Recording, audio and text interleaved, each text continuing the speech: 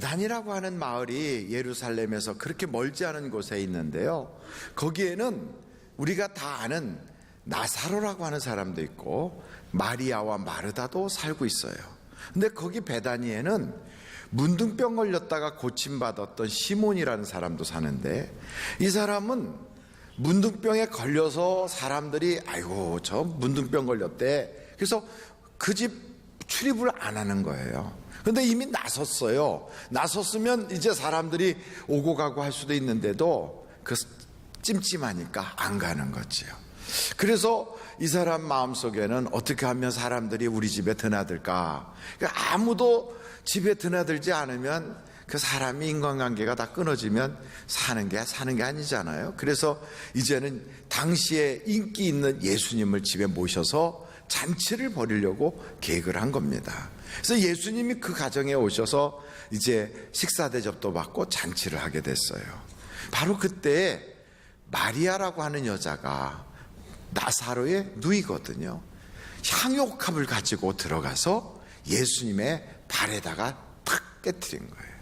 누가복음에는 다른 사건이 하나 있어요. 이거하고 너무 비슷해요. 여러분 한번 누가복음에 나오는 사건을 읽어보도록 하겠습니다. 누가복음에는 여러분들이 잘 아시는 말씀인데요, 36절이에요.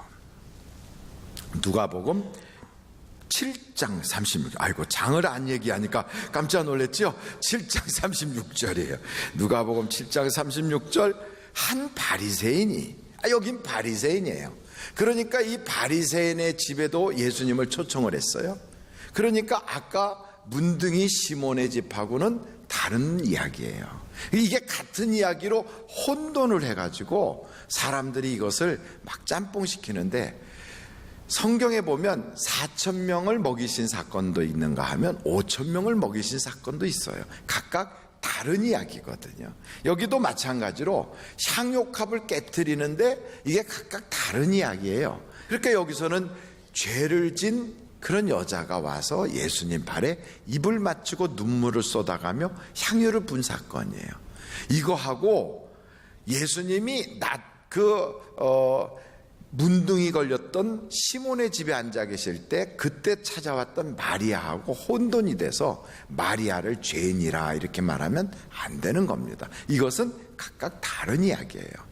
그래서 여러분들이 나중에 누가복음에 나오는 사건과 마태, 마가, 요한복음에 나오는 사건이 각각 다른데 내용이 중요한 게 있어요. 한번 여러분 마태복음의 내용으로 한번 돌아가 보겠어요.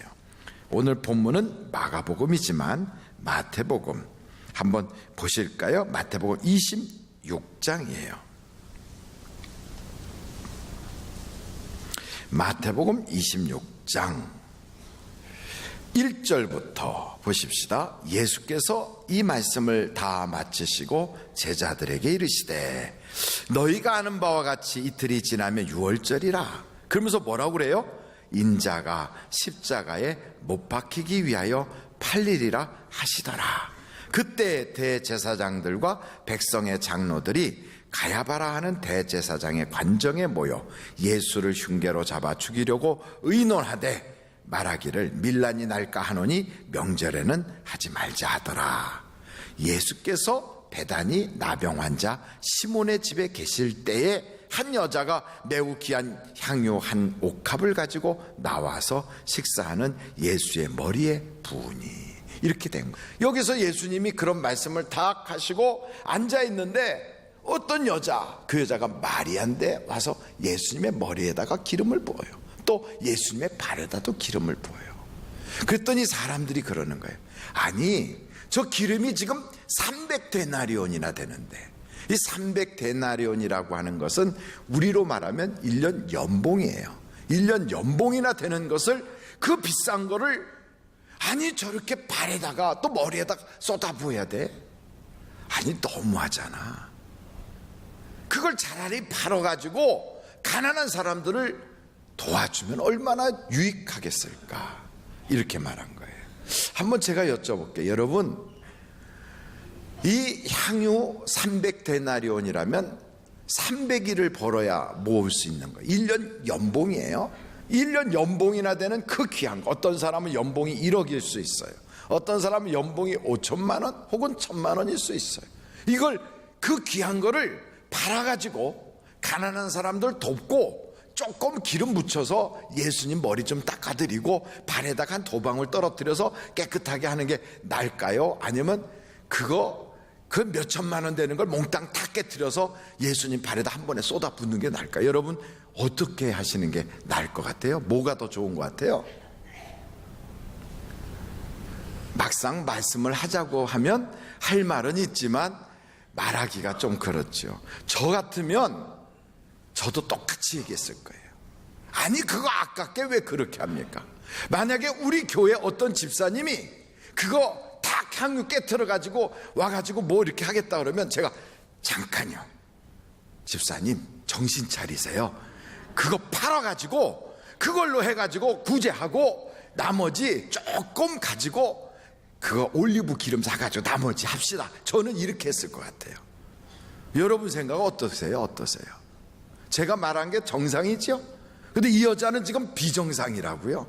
그런데 예수님이 뭐라고 그러시는가 보면 저같이 이야기하는 제자들한테는 너희들이 왜 그 여자 괴롭히냐? 그만둬라.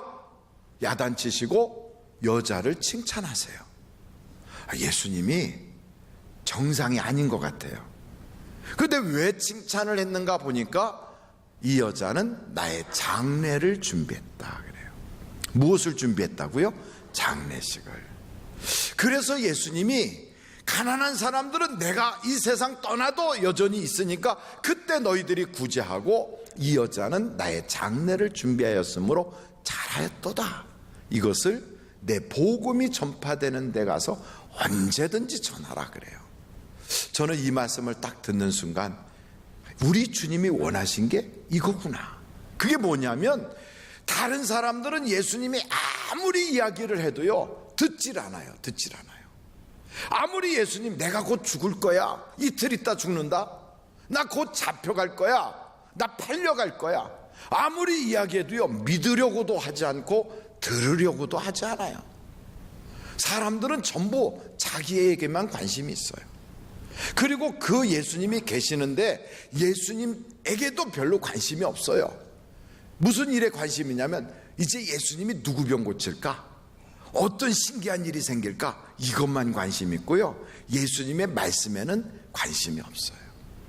그러다 보니까 사람들은 예수님이 죽는다, 잡혀간다, 내가 팔릴 것이다 이런 얘기에 아무도 관심을 안 가져요. 그런데 이 여자는 그 소리를 딱 듣자마자 집에 가서 예수님 장례식을 준비하는 거예요. 그러니까 예수님이 그를 칭찬하는 거예요. 여러분, 하나님은 우리에게 무엇을 원하시는가 하면 우리와 대화하기를 원하세요. 서로 교제하기를 원하신다고요. 우리 주님은 내가 착한 일을 많이 하는 거 좋아하시죠? 내가 기도 많이 하는 거 원하시지요? 내가 예배 잘 드리는 거 기뻐하시죠? 그러나 그보다 더 중요한 게 있다면 우리 예수님은 우리와 말씀을 나누고 싶어 하는 거예요. 그래서 말씀을 나누고 그 말씀에 따라서 하나님이 나에게 뭐라고 그러시는가 귀를 기울이고 살 것을 우리 주님은 우리에게 원하고 있다고요. 그런데 대부분의 사람들은 하나님의 말씀에 귀를 안 기울여요. 자기 일에만 관심이 많아요. 내 속에 생각이 꽉 차 있어서 어떤 말씀을 들어도 내 속에 들어오질 않아요. 한번 제가 여쭤볼게요. 여러분이 하나님께 하나님 내가 오늘 어떻게 살기 원하십니까? 이렇게 물어보면 하나님이 대답하십니까? 사랑하는 영태가 오늘은 너가 이렇게 살아라 이렇게 대답하시는가요? 대답하시는 분만 손 들어보세요. 어휴, 저는 놀랐어요. 지금 이 모습을 보고. 아니, 하나님은 우리하고 대화를 하기 원한다는데 그렇게 물었을 때 아무런 말씀을 안 하신다는 것은 지금 여러분이 하나님과 대화가 끊어졌다는 얘기거든. 끊어졌다는 얘기예요. 우리가 하나님 앞에 하나님 내가 저 사람하고 만나서 어떤 대화를 하는 게 좋겠습니까? 하고 물으면 하나님이 내 귀에다가 얘기하는 건 아니지만 내 가슴 속에 하나님의 음성이 들린다 이 말이에요. 저 사람하고 대화할 때 너는 그냥 이권 가지고 먼저 싸우지 말고 그 사람 이야기를 먼저 들어주고 그러고 나서 그 사람을 위로해줘라. 하나님 말씀하신다고요. 근데 이런 소리가 안 들린다. 그건 이유가 있어요. 하나님이 말씀하기가 싫어진 거예요. 하나님이 여러분한테 말씀을 안 하시는 거예요. 근데 말씀 안 하시는 것도 대화거든요.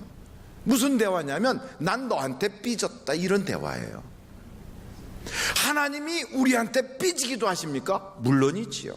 왜요? 그분은 인격적인 분이니까. 아니, 세상에 이런 이야기는 처음 들어보네. 이유가 있어요. 내가 하나님 앞에 마음을 편안하게 못했거든. 내가 성령님을 근심시켰거든.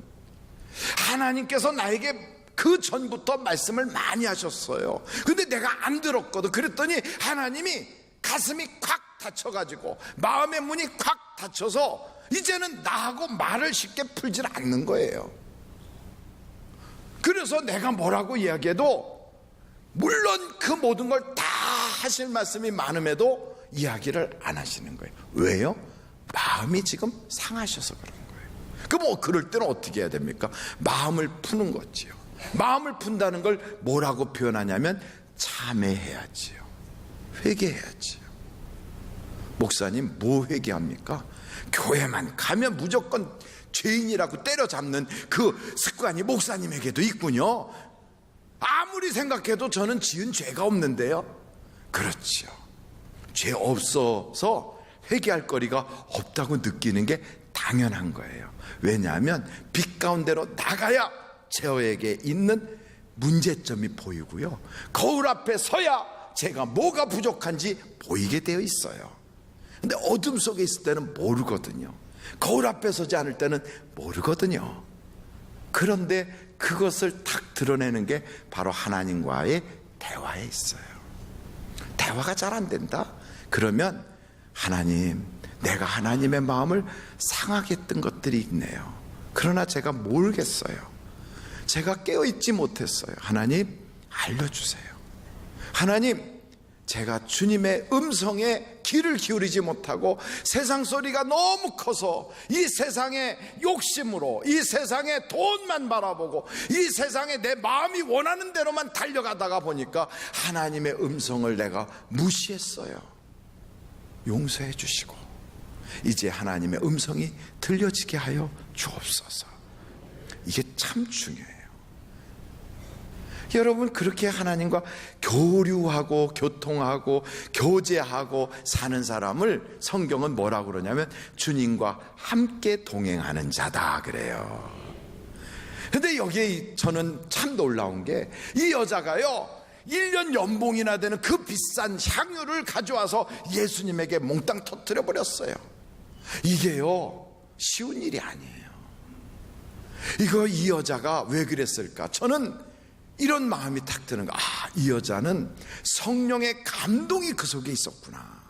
성령이 그 사람 속에서 성령이 막 강권적으로 역사를 했어요. 이 사람도요 사실은 그거 미래를 위해서 자기가 보관한 거예요. 오늘 같은 은행 제도가 없을 때니까 이것 가지고 내가 나중에 나이 먹으면 이거 팔아서 내 노후 대책해야 되겠다, 혹은 내가 결혼 자금으로 써야 되겠다, 뭐 이래가지고 준비해 놓은 거란 말이죠. 근데 이거를 갑자기 성령께서 그 마음을 감고 나니까 그거 딱 가져와서 예수님한테 쏟아부은 거예요. 이게 쉬운 게 아니에요. 이렇게 쏟아부는 그것은 제정신이 아닌 거지요. 누구 정신입니까? 성령이 감동을 주고 성령이 감고 나니까 끌려가는 거예요. 그런데 이런 일이 딱 벌어지면 그 이후에는 하나님이 그의 인생에 생각할 수 없는 은혜가 쏟아지게 되는 거예요. 뭐 아깝게 허비했다고 어차피 다 없어져요. 그 향유 옥합 가만둬도 향유가 다 날아가든지, 아니면 그거 잘 보관하더라도 끝까지 안 쓰면 사람이 죽든지, 아니면 언젠간 이거 팔아가지고 그 돈으로 바꿔도 그 돈 다 쓰게 돼 있지, 그거 영원히 가지고 있을 수는 없는 거예요. 그런데 가장 가치 있는 데다가 투자해가지고 하나님의 은혜를 받게 되잖아요. 그런 거 보면 강권할 때 거절하지 말라는 거예요. 하나님이 이렇게 강권할 때 있어요. 일어나서 빨리 기도해. 밤에 자는데 자꾸 깨워요. 아유, 이렇게 왜 잠이 안 오지? 커피를 많이 마셔서 그러나? 어떤 사람은 그렇게 생각할 수 있는데, 어떤 사람은 잠이 안 와 딱 눈이 떨어지면 하나님 나보고 기도하라고 깨우셨나 보다. 강권하는 거예요. 그러니까 엎드려. 하나님, 이 밤에 남들은 다 잠들었는데 저를 깨우신 것은 저로 하여금 하나님이 기도하게 하실 일이 있으신가요? 그러면서 가족을 놓고 기도하다 보면 누군가가 다 마음에 걸리는 사람이 나와. 교회 소목사도 그래요. 자다가 잠이 안 와 일어나서 기도하다 보면 어떤 집사님이 눈에 다 마음이 걸려. 더 기도가 나오고요. 하나님이 깨우셔요. 근데 그때마다 거절하면 나중에는 하나님의 그 성령의 강권이 없어져 버리는 거예요. 자꾸 하나님이 너는 예배 드려야 되지, 너는 이렇게 해야 되지, 우리에게 간섭하듯이 말씀하다가도 우리가 자꾸 거절하고 말을 듣지 않잖아요. 그럼 하나님이 나하고 대화를 끊어요. 그래서 상통이 없어지는 거예요. 저는 여러분 하나님의 강권함에 아멘 할 수 있는 여러분이 되시기를 간절히 바랍니다. 그러니까 이렇게 강권을 당한 이 마리아라고 하는 여자가 가서 주님 그 성령의 인도함을 받아서 향유를 깨뜨렸어요. 자기 것 깨뜨린 거예요. 남의 것 갖다 한 게 아니고. 그런데도 남들이 욕을 해요. 참 신기해요. 내 돈 쓰는데도 남이 욕하고요. 내가 좋아서 하는 건데도 다른 사람이 거기에 이래라 저래라 이야기하거든요. 그래서 교회에서 섬기다 보면 상처받을 때도 있고요. 또 좋은 일 하다 보면 뒷얘기 나올 때도 있고 참 그래요. 그래서 여러분 기도해야 되는 거예요. 한번 절 따라해 보세요. 기도해야 이길 수 있습니다. 그러니까 기도하지 않으면 마귀가 늘 공격해. 여기서도 보면 마귀가 다른 사람 가지고 공격하는 게 아니라 예수님의 가장 측근들로 공격을 해요. 예수님 가장 옆에 있는 사람들이 뭐라고 그래요? 그리고 가장 이해할 수 있을 것 같은 사람들이 시험을 줘요. 그래서 제가 그때 깨달은 게 있어요. 아, 같은 방향으로 가는 사람이 나에게 해를 끼치는구나. 여러분 여기서 시청을 가려고 하는데 내가 시청 가는 데 있어서 가장 장애가 되는 건 뭐냐면 함께 시청 쪽 방향으로 가는 사람들이 장애를 줘요. 그 사람들이 많을수록 차가 밀려서 못 가는 거지요. 여러분 반대측에서 오는 사람의 차가 막힙니까? 나하고 같은 방향으로 가는 사람이 차를 막힙니까? 잘 몰라요. 같은 방향 가는 사람 때문에 어려운 거예요. 교회도 그래요. 다 같이 예수 믿는 사람들이 상처를 줘요. 우리 교회 얘기가 아니고 다른 교회에서 그렇다는 거예요. 그래서 어떻게 해야 되느냐? 한번 성경을 여러분 찾아보시겠습니까? 한번 성경을 찾아보는데 에베소서 6장 13절 같이 한번 읽겠습니다. 시작. 그러므로 하나님의 전신갑주를 취하라. 이는 악한 날에 너희가 능히 대적하고 모든 일을 행한 후에 서기 위함이라. 전신갑주를 입으래요. 전신갑주가 뭘까? 그랬더니 기도로 입는 거래. 기도로. 그러니까 우리 주님이 그랬어요. 1시간만이라도 깨어있으면 시험당하지 않는다. 여러분 성경에 보니까 1시간만이라도 깨어서 기도하래요. 한번 다 같이 마태복음 27장 한번 찾아보실까요? 26장에 마태복음 26장 40절로 41절 같이 한번 읽겠습니다. 시작. 제자들에게 오사 그 자는 것을 보시고 베드로에게 말씀하시되 너희가 나와 함께 1시간도 이렇게 깨어 있을 수 없더니. 잠깐요. 몇 분을 깨어 있으라는 거예요? 1시간 60분 깨어 있으래요. 그러니까 60분 기도하자는 거예요. 1시간 기도하세요. 하루에 1시간 기도하는 거 어려워요? 쉬워요? 옆에 사람한테 물어보세요. 1시간 기도하는 거 어떠시냐고 한번 물어보세요. 시작. 어떠시냐고.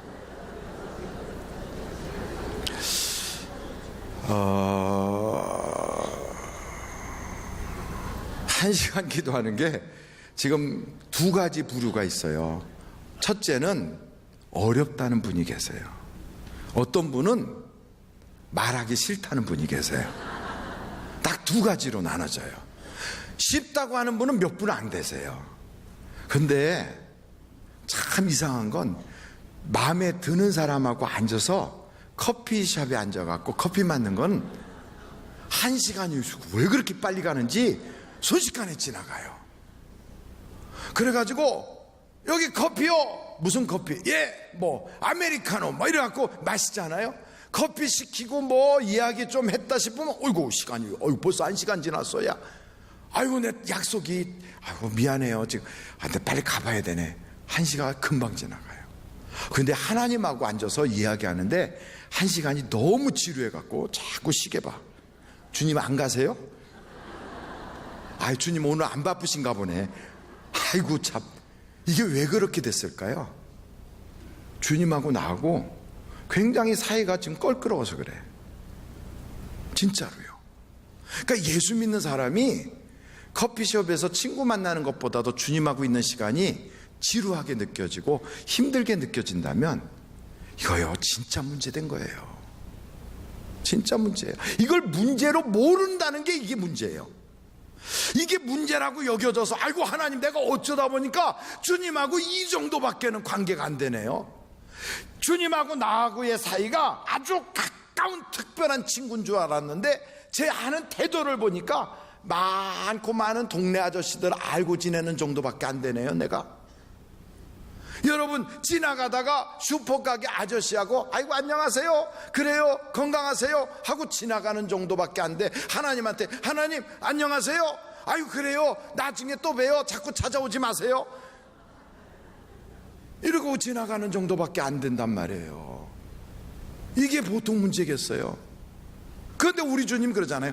1시간만이라도 나하고 대화하면 시험 들 일도 없어.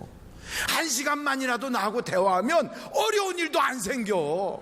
1시간만이라도 나하고 이야기하면 너의 인생의 문제는 다 풀려지는 거야. 얼마나 쉽습니까 여러분. 이게 전체가 무슨 얘기예요? 대화하자는 거예요. 대화하자는 거. 2017년도 우리의 인생에서 채워주시기를 원하시는 하나님의 은혜를 받으려면 여러분 하나님이 나에게 말하고 싶은 걸 들을 귀가 열려져야 돼요. 그리고 내가 말한 것에 대하여 하나님의 응답이 없다면 왜 하나님 나하고 사이가 그리 됐나요? 이거 놓고 기도할 수 있어야 돼요. 그리고 성령의 감동이 내 속에서 있어야 되는 거예요. 그리고 하나님과 내가 앉아서 기도한다고 대화하는데 30분, 1시간이 막 지루해서 몇 번씩이나 시계를 볼 정도가 됐다면 빨리 돌이켜야 돼요. 돌이켜야 돼요.